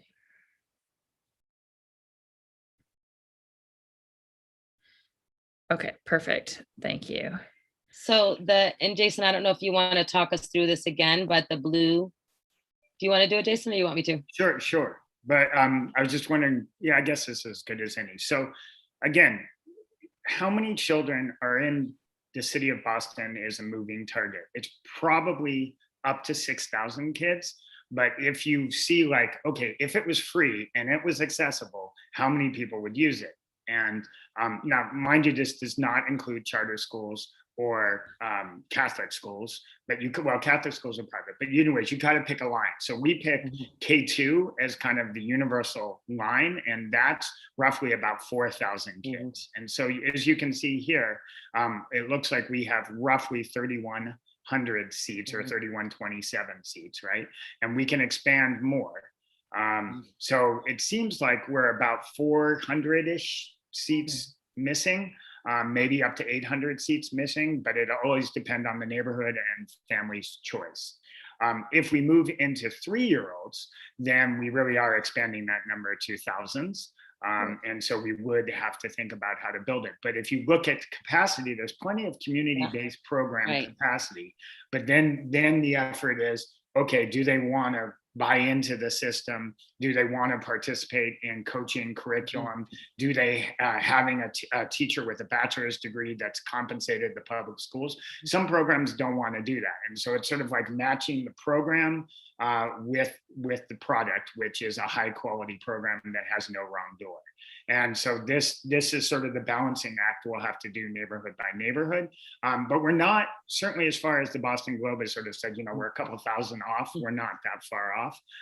We think it's more like fine tuning the programs and the families and the outreach and the connector and some of the things that we've talked about. And I did want to say that the connector is functional, and it started, I think, in September of this year. So anyways, I want to take your time.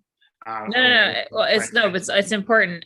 So I guess, right. So am I right in understanding, if I'm a parent who wants my 4-year-old to go to high quality pre-K and I don't want to pay for it. Right. If I find you guys, if I find the connector, and if I have no other preferences, that's obviously very rarely going to be true, right? But like if I had no other preferences about like where these seats are, et cetera, like I would get a seat today. We should be able to provide, I would say for the most cases, yes, there might be a neighborhood or two where there is, because remember, community-based programs are not 100% enrolled. So odds are we could find you a space. But I don't want to say guaranteed 100%, but I would say it would 80%, 90% likelihood that we could find you a space. But the trick is it's always a relationship between the public schools enrollment and the choice system there and what is available in the community, and then which community-based providers apply to be in the program, and then where they are in the quality threshold. But I would say we are getting probably between 80 and 90% likelihood that you would get a space. And we would certainly, like, if we heard like of a neighborhood that really needed it, then we would do much more targeted outreach. But we know that there are parents who didn't know about it, and that's why we're tracking down. And then there are people on the BPS wait list that we've called. Our staff have called them all and said, hey, you've got a community-based space, do you want to go to it? And I think there's only been like 1 or 2 instances where the community-based provider was like, no, and we were like, why not? And so, but for the most part, community-based providers have taken them on, and it hasn't been an issue. But I know Tiara or anybody else, Joelle, wanted to speak to that. I would just say your question really is about like, what is the infrastructure? Who is the air traffic controller? Who is the wizard behind, like, what does a family want? And let me find out how I can do it. The equity piece around, Boston Public Schools is a free public school program for 6 hours a day. So coming up with that, so it is, we give word problem answers to simple data questions, because as Sharon said, the complexity of the way the system is currently funding, it begs that if you really looked at it as a full system forward facing to families to say, what do you need? And then all this work behind the scenes to match up all the resources that are available, that would probably lead to less frustration. And that's easy for me to say as a state advocate. Sorry, guys. But that's what we're thinking about for communities, because many of the funding streams come with requirements or, eligibility. And so we know all that. It can make it very hard for a family to say, this is all I want. Can you please help me find out where it is? Which also, I think with the city census that's happening in Boston, you're the first city to do that, to really understand. And as Jason said, the data is moving, as families are thinking about, it's hard to track, but building in that kind of infrastructure would help lead to less time on the other end, trying to families to navigate that system. And can Jason or Tiara, can you speak a bit to the point that was raised about the fact that, if my kid has a seat in the physical BPS, I've got to I now know that I've got a path. And if I don't, I don't. Cause I think I certainly hear that a lot as well. And I know that when I think I had raised it with you a year or two ago, one of the things you said was the concern is like, we already have an issue where our like most connected, knowledgeable parents are the ones who sign up for things. And we already have that problem vis-a-vis like overall school enrollment. And if we push that back to being like the most connected parents for the kids at age 3, like maybe that's part of the problem. But at the same time, I'm just trying to think through it. It seems hard to imagine that if we really get to this like universal place that we're going to keep a 2-tiered system in terms of access. I don't know. It doesn't strike me as tenable. So where's your thinking on that? So that's how we built the connector. Yeah. You want to go, Tiara? Yeah, just to really highlight, Councilor Brock, that we did launch the connector in September of 2020, which means that our UPK students receive priority before anyone for UPK seats in that, and it starts with low income. So you mentioned, we sort of talked about avoiding families gaming the system. What it allows is that low income UPK families get first priority, and then non-low income families. And if there is an excess seat, meaning like 1 K1, 2 K2s, we have seats in all of those 2 K2s. Does that make sense? So we have found any additional seats in Boston Public Schools and pulled half of those as priority for UPK. Our UPK children get selection first, and then those seats are released to the general public. So we have prioritized our UPK students.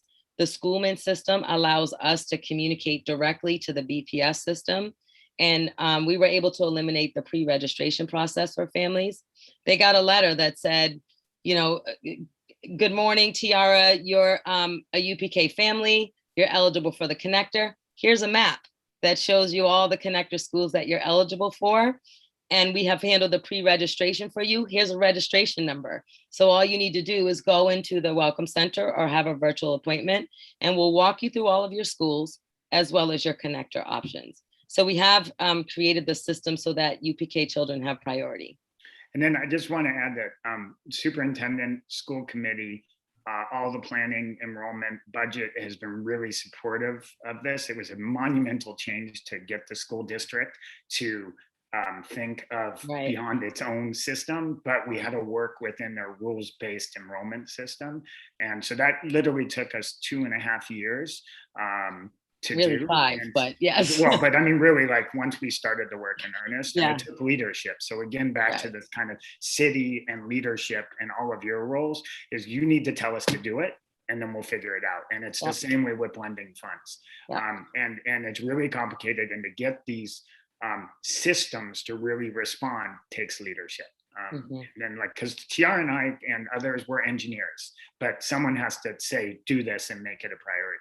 And so the connector we believe will work. I'm sorry, counselor, sorry, Asabi George, that it was not working and you heard that it wasn't functional, because it is functional. So we would love to hear more about why it wasn't functional. It was the first year.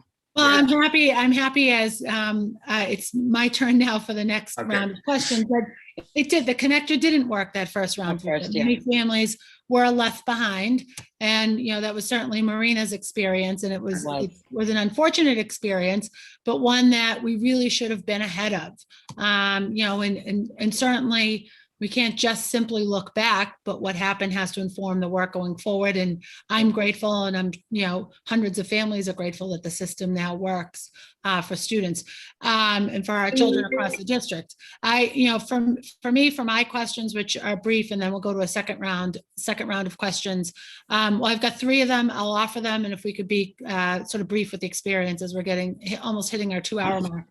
How is the training and pay for teachers who are UPK teachers, especially in our community-based organizations? Is that teacher turnover that we saw in the presentation, is that similar to, I asked the question because I think I know the answer, but is that similar to regular BPS turnover?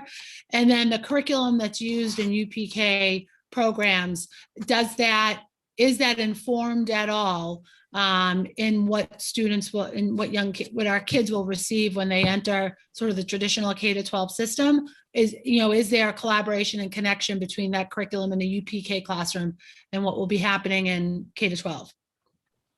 I'll start with the turnover one, because that, and then Tiara, you do the rest. So, oh yeah, you should also probably talk about the curriculum as well and how it goes up. But go ahead. So for turnover, and again, before I had this job in an earlier incarnation of my life, I actually was the guy who looked at turnover rates in the city of Boston through a grant. In the Boston public schools, as I recall, when we were doing this measure, it was about 5%. And in community-based programs, like I said, it's traditionally around 35%. UPK has lowered that number considerably. So even 18% in COVID times, it's probably like 12 to 15%. So salary does make a difference. And in community-based programs, they do not have the resources to pay their teachers as much. So UPK has been an equity and a compensation disruptor in a good way. It's also forced us to give so more UPK money. Teachers, I'm sorry, in community-based organizations are being paid. They get paid the starting salary as a public school teacher. Yes. So And do they follow? Are they part of the collective bargaining unit? They are not. So they they're start there. They're starting at the base salary, but not aligned with steps and lane increases. No, they are not, but we allow the programs, obviously, when we do it, we make recommendations of how much it should increase, but no, they are not unionized and they are not part of the collective bargaining agreement. And it has been a source of tension, again, for community-based providers, because how do I pay my other teachers this? Right. And my director needs a bump and my assistant teacher. So we've allowed all of those things. And we continue to support that because it's critical for the stability and sustainability of the field. Now, do you want me to talk about the curriculum, Tiara, Or just, I think your question, Counselor, was about the curriculum evidence-based, and is it the same as what they experience going into BPS? Yes, so we have been widely researched, and there's been a lot of research in part generated by us, but also because there's huge national interest because this program seems to be scaling well. It's one thing to do like a couple high scope studies where kids do well all the way to, now I think they're 40 years old. But what we've been able to do is for thousands of kids. And basically, when we first started the research, the public schools had a really strong effect size and really improved students' gains by about 6 months. So we tested out in community-based programs. What we found is we got about half as much gains in community-based programs, but it was harder to sustain. Since then, we've now put a lot more infrastructure, this Tiara and her entire team, and we've been studying the quality, and that's sort of the implementation science grant. And the rub is it can be just as high quality in community-based programs. It just needs the supports and it's the variability. So I think the answer is students will do well in community-based settings and in public schools, and we have enough data to support that contention. What we are seeing, and this gets back to sort of the curriculum alignment, is after kindergarten, you see sort of a fade out effect, kindergarten, first and second grade. We do see that the investment in UPK makes a difference all the way to third, fifth grade in the Boston public schools, but you lose some, and you lose some in our hypothesis because you're not offering a high quality scope sequence curriculum. And so since 2012, we have written now a scope and sequence curriculum that is aligned, and we are studying the impact on that. And we are finding that this scope and sequence curriculum does reduce some of that fade out, and students are doing better. So you can't just do UPK, like we're talking birth to 3, you also have to do public school reform. And that's really kind of what we've been doing and where I spend most of my time with my staff. So hold the public schools accountable to pre-K through second or third to make sure that the investment makes it all the way to MCAS.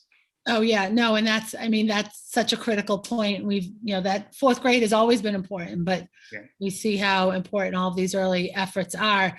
And, just want to reiterate how important that partnership is between the UPK teachers and the Boston Public Schools teachers, and sort of those classrooms there needs to be, we have the connector, but there also needs to be connections between educators so that there is this, and I love, we've used the word seamless, I'm looking at my notes here a couple of times, seamless funding, seamless partnerships, seamless educational experiences, that those components are so critical to a student's success.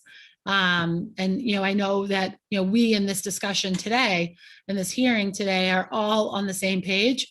But, as we talk more about how important that is and how critical those relationships are between people and between groups of kids, it's really great. Thank you for that. That's it for me. Councilor Campbell, or any other colleagues that have a second round of question, just being mindful that we are approaching 2 hours. Thank you, Councilor Sabi-George. I'll just ask I'll make one comment that was made earlier about the importance of just doing a better job of internal communication. All the departments that are touching this issue on the City of Boston side that don't necessarily talk or communicate frequently. So just wanted to lift that up because it truly is important. My last question, and I know this is ongoing given looking at the time, is the federal dollars. City of Boston is obviously getting millions, Boston Public Schools getting millions, and we're going into budget season. But what percentage of those dollars that are going to BPS are being used to expand access to quality care? What percentage of those dollars are being used to create greater infrastructure for the birth to 3 sort of gaps that currently exist? That's my last question. So I don't know is the answer to that. I think that's a good question we can get back to. I think what you want to know is how much investment birth to 3 and then is going to early childhood in the public school system. I just want to make sure we get to the question. Whether it's through the public school system or the mixed delivery model, anything that touches universal pre-K. It could be training, it could be small business support for early ed providers, for example, right? Some of the small businesses that do this work. So anything that touches early ed and childcare. Be curious to know what percentage of the federal dollars that we're receiving is going to that. And just to show specificity for your answer, how Yeah. old do you want us to go? I get you want 0 to 5, but how, like, do you want it to go to 3rd grade, 2nd grade? What do you want it to go to? So just focusing on birth to 5. Okay. So yeah, exactly. And so there was a figure that, maybe BPS was getting $400 million. Obviously, the city of Boston as a whole is getting a lot more than that. So they may be looking at the 400 million or so, or whatever it is that BPS is getting, but also the city as a whole is getting. How much of that federal infusion of money that we're getting is going towards these efforts? Okay. And then Really, not only really, how much, really but good question. Yeah, and then like, it and is. what are we doing with it? Right. I think Go I ahead. was actually on the Boston Ed Funders call this week with the superintendent, and that question did come up, but a similar, like, what's happening with the funding?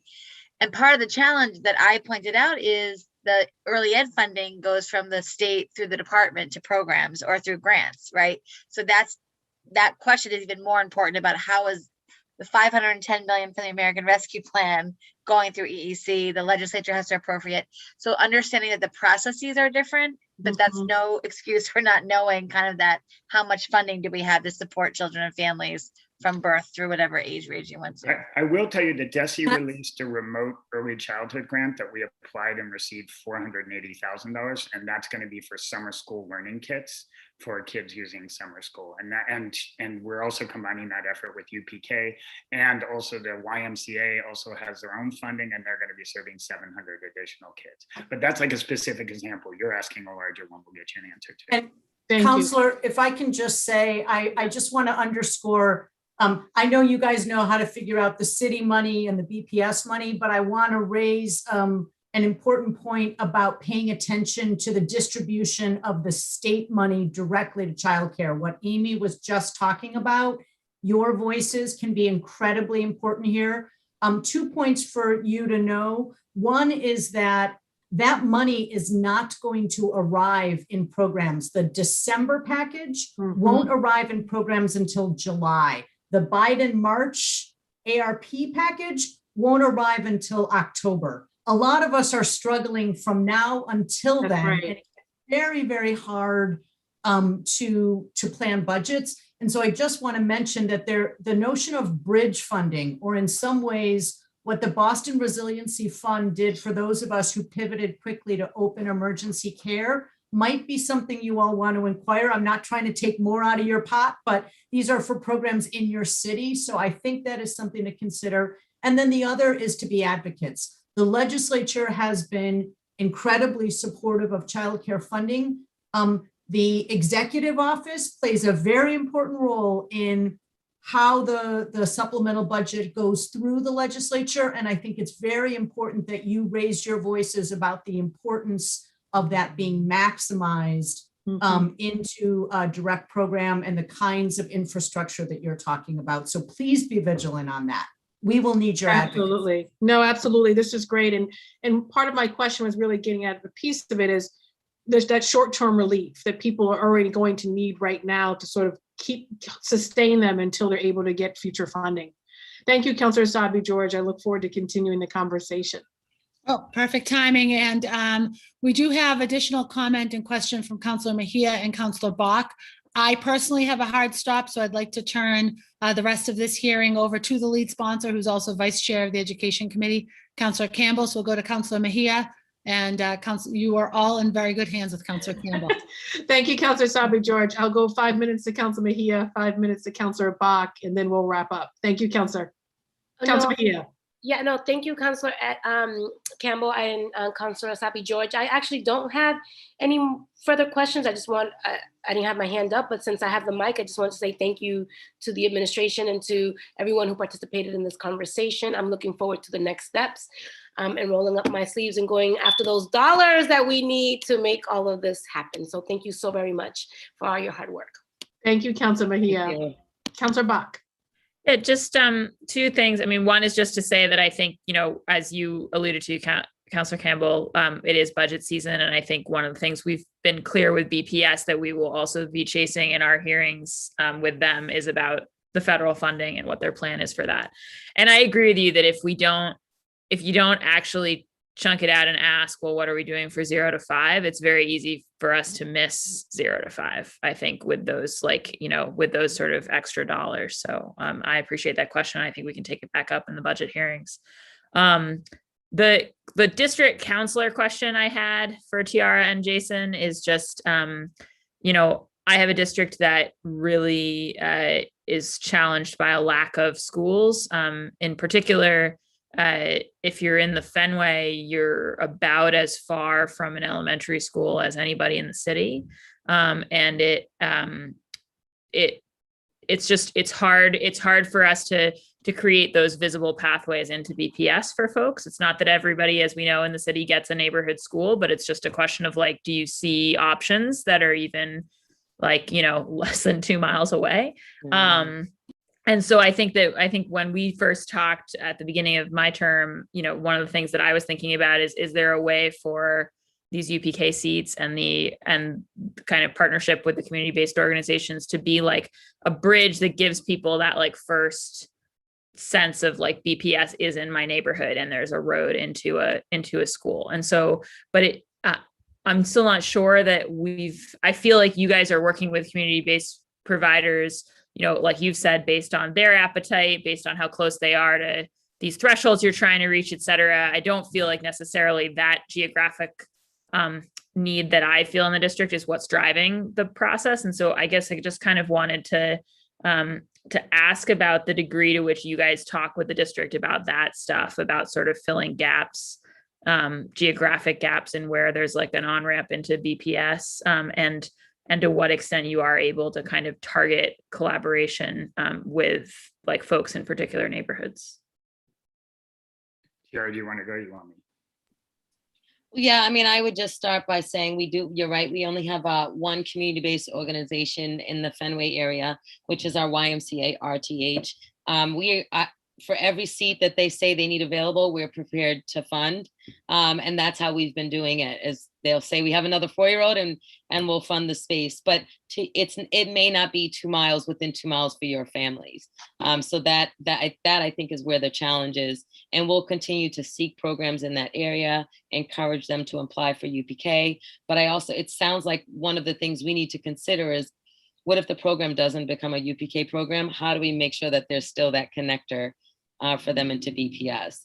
And so, Jason, I think one of the things I would say is we definitely could go back and talk to Boston Public Schools about the K2 option, but I don't know if you have anything else to add. Well, I mean, like, this morning we were on a call trying to recruit new providers to the UPK world. And, if you could push whoever you think wants to do it in that direction, I still think BU Wheelock is kind of the perfect partner in this, just because they're there and they have expertise in early childhood, and they seem to be wanting to form an identity and a partnership in the community. So that's one place. I think I was struck in your community meeting by families saying, we're going to leave the city if you don't solve this. Mm-hmm. Like, when our kids get 3, we bail because we just don't see access to the public schools. So I do think it's an important thing. And I've delivered that message, but I think we need probably a more coordinated effort, particularly with BU and Wheelock. Mm-hmm. Yeah, I agree. And I mean, BU Wheelock has their institutional master plan up. So they've actually just been sort of forming, reaching out to neighborhood stakeholders. And I feel like it's the first time that they're really like the new entity is really, like, entering the community in that way. So this has definitely been on the top of my radar, but I think it's just something that we all should connect more about. So I'm very distracted now by Councilor. I know. Baby. So I will. Aiden has some things to say about care. Aiden, tell us what's up, man. So I will yield the floor to Aiden.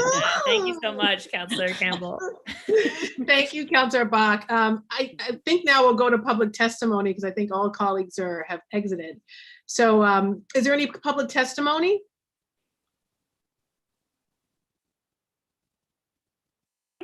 I believe we did have one, but she may have signed off, so I think we can move on.